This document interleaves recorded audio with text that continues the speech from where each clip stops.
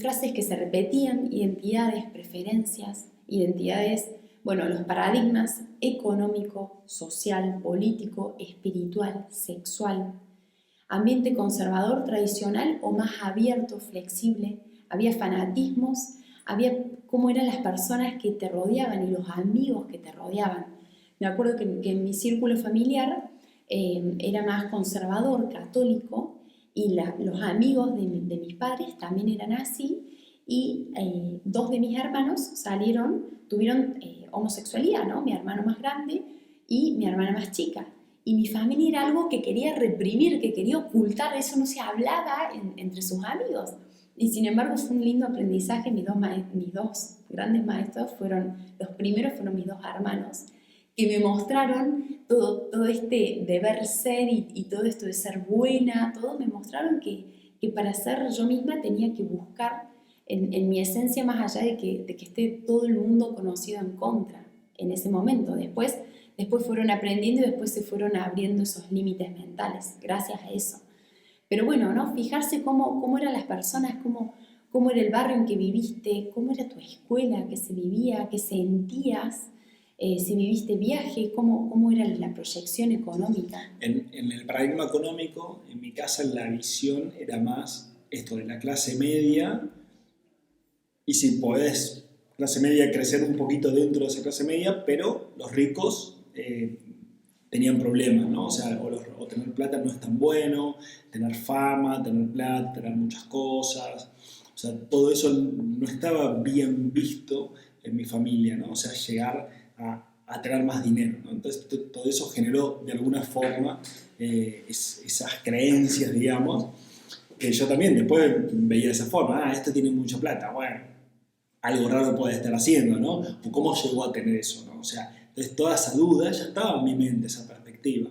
Entonces, al ver eso, después siendo consciente de mí mismo, al ver esos juicios que yo tenía en mi mente con respecto a personas que quizás eran millonarias o tenían un Mercedes, una casa, un barco, lo que sea, pude liberar esos juicios y después darme cuenta de que nada, que las personas son personas, no importa la cantidad de dinero o los títulos que tengan o lo que sea, son personas. Vos podés tener escasez material, por así decirlo, y ser corrupto, o podés tener escasez material y ser una persona maravillosamente hermosa, ¿no? Y eso en cualquier escalera social, por así decirlo, ¿no? Entonces, eso no define al ser humano lo que tiene, sino lo que es, ¿sí? Y después cómo usa eso que tiene, ¿no? Entonces, yo pude romper ese paradigma económico, que en mi familia no era tanto el tema espiritual porque no se le daba tanta bola, o sexual, pero sí el económico, ¿no? Entonces, ahí pude romper con eso, así que para que también vos lo vayas viendo con vos. El otro día iba caminando y al frente tenía una mamá con un hijo que había tenido 8 años. Iban charlando y escuchaba que él le contaba, ¿no? Y le dice en un momento: mamá, yo quiero vivir de ventas en internet. Algo de internet le hablaba, ¿no?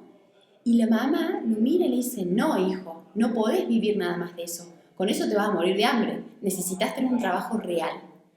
Y ahí me quedé pensando internamente diciendo: wow, cómo esta frase que parece totalmente sin significado, inocente y tirada en una caminata, cómo puede empezar a marcar un surco en el camino de pensamiento, en un sistema de pensamientos, sin juzgar a esta mamá, de vuelta esta mamá. Sí, porque ella está repitiendo lo que le dijeron, ¿no? Es así de que puede haber venido en todo: no se puede, hay que laburar, hay que trabajar, mira todo lo que logré, lo logré, pero a base de esfuerzo. Y este chico, y me encantó la respuesta, porque le dijo: no, sí se puede, sí, tal, porque esta empresa, porque el otro ya tenía investigación en niño. Y qué hermoso poder saber esto, poder desintegrarlo en nuestra mente para poder compartirlo en las generaciones que vienen. Sí podés vivir de lo que amás y podés hacer lo que amás y podés ser abundante con esto, ¿no? Una persona rica puede ser una persona espiritual también, porque se conjuga el ámbito material con el ámbito interno de lo que es intangible, se pueden las dos. Y todas estas creencias transformarlas desde la perspectiva que querramos, desde el amor, desde toda esta expansión y creatividad, para empezar a vivirlo desde esa forma. Es lindo para hacer un trabajo interno y también para empezar a compartirlo. Acá dice el barrio en que viviste, ¿sí? Obviamente determina, porque vos vas observando y vas viendo y todo eso para vos significa el mundo, o sea, lo que vos vas contemplando es como es la realidad de alguna forma, ¿no? Y después, bueno, esto, si viviste viajes, proyección económica y esto que Y estamos todo diciendo. lo que se te ocurra que estuviste viviendo en tu infancia, ¿no? Te toca a vos. Bien. Una linda imagen de una hermosa vaquita, no sé en dónde. Me quemé con leche, veo la vaca y lloro, ¿no? Esto nos lleva a las experiencias impactantes de nuestra vida, porque vos cuando te quemás es una experiencia muy intensa, muy impactante, ¿no? Entonces, acá comienza la parte de las experiencias que de alguna forma marcaron un antes y un después en nosotros. Bueno, los hechos impactantes, ¿no? O sea, cómo repercuten con esto de quemarnos. Así que ya podemos empezar a activar el recuerdo de qué momentos impactantes en nuestra vida, que pueden ser momentos económicos, en donde quizás hubo algún quiebre en la familia económico, o el papá o la mamá perdieron el trabajo y de repente la calidad de vida disminuyó, ¿sí? Y hubo una transición de problemas con respecto a eso, alguna muerte, por supuesto, quizás se te moría tu mamá o tu papá cuando vos eras chiquito y eso obviamente genera una huella y un impacto en tu propia mente y también de la forma en la cual falleció, ¿sí? Mamá o papá, que son, digamos, las personas más importantes que tenemos en ese momento junto con nuestros hermanos. Así que los hechos impactantes o repetitivos, ¿sí? Hechos impactantes, como dijimos antes, la leche que te quemaste, o repetitivos, ¿sí? O sea, pequeñas molestias, por así decirlo, que no se trascienden, en la familia, que vos no podés trascender porque en ese momento no tenés los recursos, genera una reacción en el futuro, ¿sí? Entonces las situaciones fuertes e intensas vividas se van grabando en el inconsciente y van generando esa huella que van determinando, como decía Gandhi, nuestro destino, ¿no? Accidentes, como dice acá en la filmina, ¿no? Accidentes de tránsito, por ejemplo, o accidentes en la familia. Por ejemplo, a mi papá se le quemó la casa cuando tenía 13 años. Ellos eran pobres, vivían en Buenos Aires, en el barrio de La Boca, en el barrio de Dock Sud, en Buenos Aires, Argentina, y nada, se les quemó la casa donde tenían, lo poco que tenían lo tenían ahí. Entonces perdieron toda su economía, su pequeña economía que tenían, lo perdieron todo y tuvieron que volver a empezar. Y obviamente eso generó una huella y un impacto en mi papá, en su hermano, que es mi tío, en su mamá y en su papá, ¿no? O sea, generó un impacto muy fuerte porque no solo eran pobres, sino que lo poco que tenían lo perdieron absolutamente y pudieron ver cómo se quemaba su casa, ¿no? Entonces, todo eso generó un impacto muy importante, por ejemplo, en mi papá, ¿no? O incluso a mí me pasó cuando era chica que iba caminando por una vereda y me acuerdo de que en una casa con rejas venía corriendo un dogo blanco, un perro bien grande, desde la casa. Tengo acá el recuerdo, que venía corriendo para ladrarme y yo me asusté y me crucé a la calle y estaba en medio de la calle con susto y mi mamá gritándome porque estaba viniendo un auto, ¿no?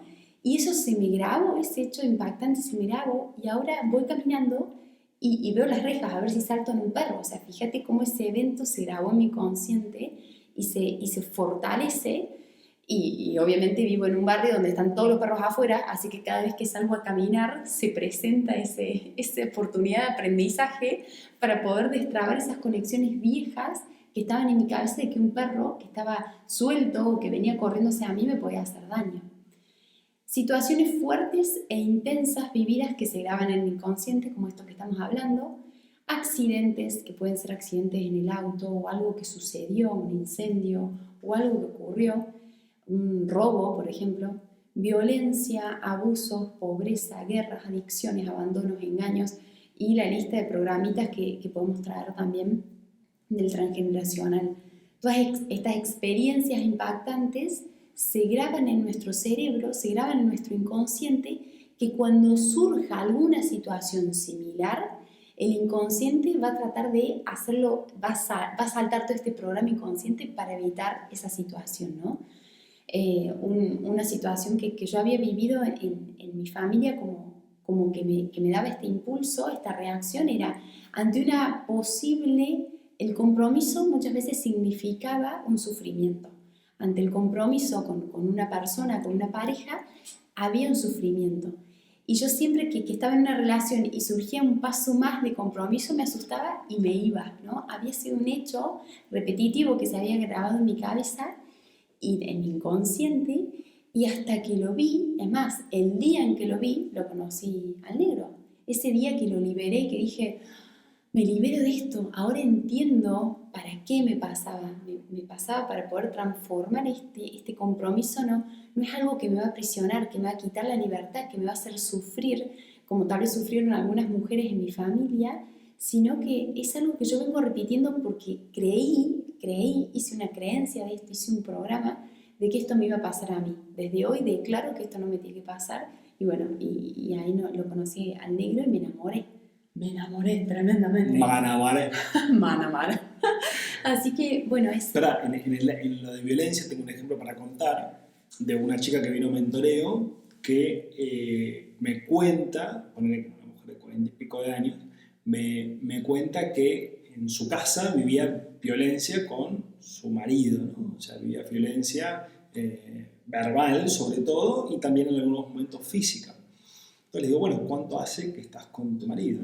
No, hace como 15 años, tenemos creo que dos hijos, 3 hijos, no me acuerdo exactamente ahora. Y desde que estoy con él siempre hemos tenido violencia, digamos, ¿no? Él o me escupía, me maltrataba, o me decía cosas delante de mis hijos, de mis hijas, etcétera, ¿no? Y bueno, y siguen juntos, ¿no? Hasta ese momento seguían juntos, ¿no? Bueno, le pregunto a la chica de qué trabaja y esta chica trabajaba de abogada, ¿no? Trabajaba de abogada en el ámbito de la familia y dentro del ámbito de la familia en violencia familiar. O sea, ella se dedicaba a ayudar a las mujeres en el aspecto de la violencia familiar, ¿no? Entonces ahí es cuando decís hasta dónde te puede llevar situaciones que vos vas viviendo a que vos te dediques a un trabajo que se dedica a defender lo que a vos te pasa. Entonces yo le digo, qué paradójico que te dedicas a lo que a vos te está sucediendo desde hace 15 años y no lo había visto. O sea, vos decís, ¿cómo pasa que no lo había? No lo había visto de esa forma. Porque ella de alguna forma no podía soltar esa relación o transformarla, ¿no? Y una de las cosas que más le molestaba de su trabajo es que las mujeres tenían miedo de denunciar al hombre que le estaba pegando. O sea, justamente lo que ella nunca había hecho era denunciar a su propio marido, ¿no? Pero tendría que haber denunciado en la misma oficina donde ella trabaja, quizás, ¿no? O sea, es una locura. Y investigando un poco más profundamente, cuando ella era chica, lo que vivía, las situaciones fuertes, impactantes que vivía, que fueron muchas, es que la mamá era violenta, ¿no? La mamá era violenta con sus hijas, con sus hijos y con su marido, ¿no? Era como al revés. O sea, la mamá era violenta con su marido y su marido era el sumiso, ¿no? Entonces ella vivió todo eso repetidamente, se terminó casando con un tipo que también era violento, ¿no? Entonces, y seguramente ese tipo lo aprendió en su propia casa también, ¿sí? Desde chico. Entonces, justamente se atraen, ¿sí? Por resonancia, por vibración, por polaridades, se atraen. Personas que viven previamente violencia, un día se encuentran y siguen experimentando lo mismo. ¿Por qué? Porque su mente está programada para vivir en la violencia. Porque su mente cree que el amor y las relaciones se basan en ser violento. Y mientras más violento seas, más amor estás dando. Eso es una creencia que se arraiga en la mente. Entonces, con ella vimos en ese momento, primero, la incoherencia, ¿no? Interior que estaba teniendo, con que se estaba dedicando a un trabajo en el cual en sí mismo no lo había asumido primero con ella misma, por eso es que no podía ayudar a las demás personas. Y se indignaba con que estas mujeres no querían acceder a la ayuda, cuando en realidad la que no quería acceder a la ayuda era ella. Eso se llama proyección, que lo vamos a ver más adelante también. Entonces, cómo darte cuenta y ser consciente de eso te libera, y no era necesario que se separe o no, pero sí que se dé cuenta de que era ella la que estaba generando esa situación. No era el marido en sí mismo o estas mujeres que no accedían a denunciar o a tomar una actitud judicial frente a lo que le pasaba, sino que era ella la que no estaba siendo coherente y no se estaba amando a sí misma, no estaba valorándose a sí misma y por ende le estaba enseñando a sus hijas y a sus hijos, les estaba enseñando que el amor significa desvalorización, ¿sí? Pero claro, le estaba enseñando eso porque era lo que ella vivía con ella misma. Cuando vio eso, obviamente pudo transformar su perspectiva y por ende, como decía Gandhi, si transformas tus pensamientos, tus ideas y tus creencias, en definitiva terminas transformando tus acciones y tu destino, ¿sí? Entonces, este es un ejemplo de violencia, y miren cómo la mente, sin que no te des cuenta, inconscientemente te lleva a tomar decisiones que vos crees que son tus decisiones, pero no son tus decisiones. Es un piloto automático que está atrás y que te está diciendo tenés que hacer esto, pero hasta que no lo pones en duda, no podés liberarte. Por eso Angie hablaba de la libertad. La única libertad posible es en tu mente. La primera y la última libertad está en la mente, no está en el exterior. Es fácil darnos cuenta, por ejemplo, cuando empezamos a hacer búsquedas en internet y a través de los algoritmos que tiene, de repente estás, no sé, en Instagram y te aparece la publicidad de justo el lugar donde habías estado viendo o del producto que estabas buscando en Google y decís, mira cómo saben estos por dónde ando y me presentan lo que yo estaba buscando. Y nos damos cuenta de esto y cómo funciona, pero muchas veces no nos damos cuenta de que en nuestra vida diaria ese algoritmo mental se plasma todo el tiempo en este instante presente para que podamos verlo y liberarlo.